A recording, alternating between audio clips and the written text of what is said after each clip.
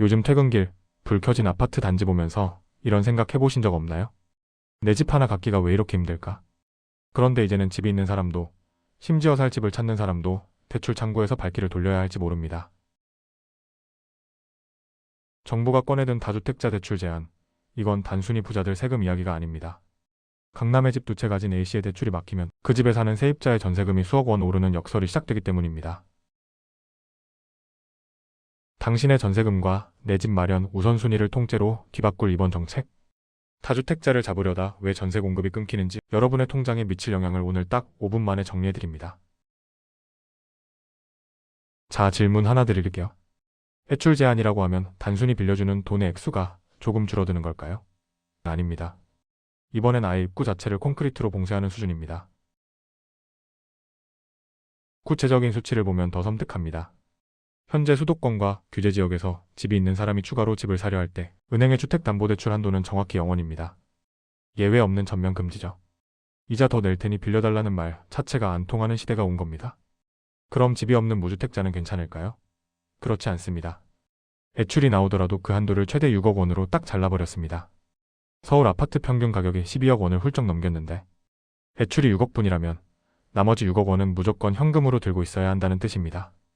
여기서 우리 주인공 1주택자 세씨를 보시죠. 아이가 커서 좀 더 넓은 집으로 옮기려고 기존 집을 내놨지만 살 사람이 나타나질 않습니다. 사려는 사람도 대출이 6억 뿐이라 현금이 부족하고 나조차도 다음 집을 살 때 대출이 막혔으니 이사 자체가 불가능한 거래 감옥에 갇혀버린 겁니다. 그럼 정부는 왜 이렇게까지 무리수를 두는 걸까요? 입장에 따라 시선은 극명하게 갈립니다. 정부의 시선은 가계부채와 투기에 꽂혀 있습니다. 돈을 빌려 집을 사는 행위 자체가 집값을 올린다고 보는 거죠. 반면 시장의 시선은 싸늘합니다. 거래 자체를 죽이면 실수요자는 어디로 가느냐는 항변입니다.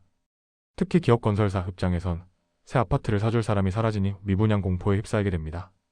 결국 정부는 일단 불부터 끄자는 생각이고 개인들은 내 집 마련의 사다리가 불타고 있다고 느끼는 상황인 겁니다. 그런데 여기서 우리가 놓치고 있는 치명적인 역설이 하나 있습니다. 다주택자를 공격하면 집값이 떨어져서 무주택자가 좋아할 것 같죠? 현실은 정반대로 흐를 가능성이 큽니다. 여기에 다주택자 A씨가 있습니다. 대출이 막혀 자금줄이 마른 A씨는 세입자에게 돌려줄 전세금이 없습니다. 그럼 A씨는 어떻게 할까요?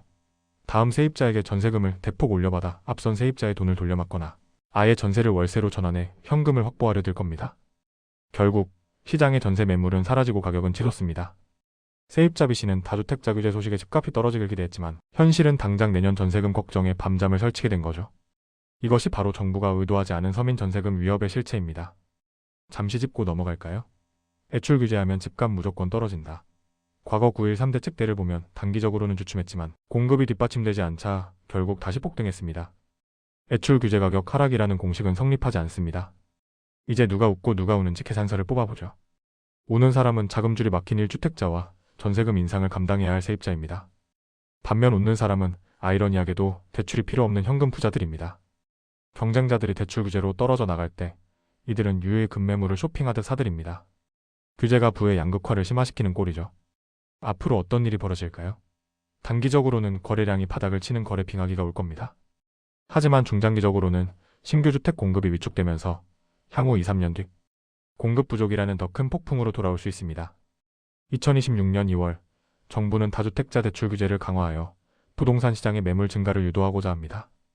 기존 대출의 만기 연장을 제한하고 임대사업자 대출에 대한 규제를 강화하는 방안이 논의되고 있습니다.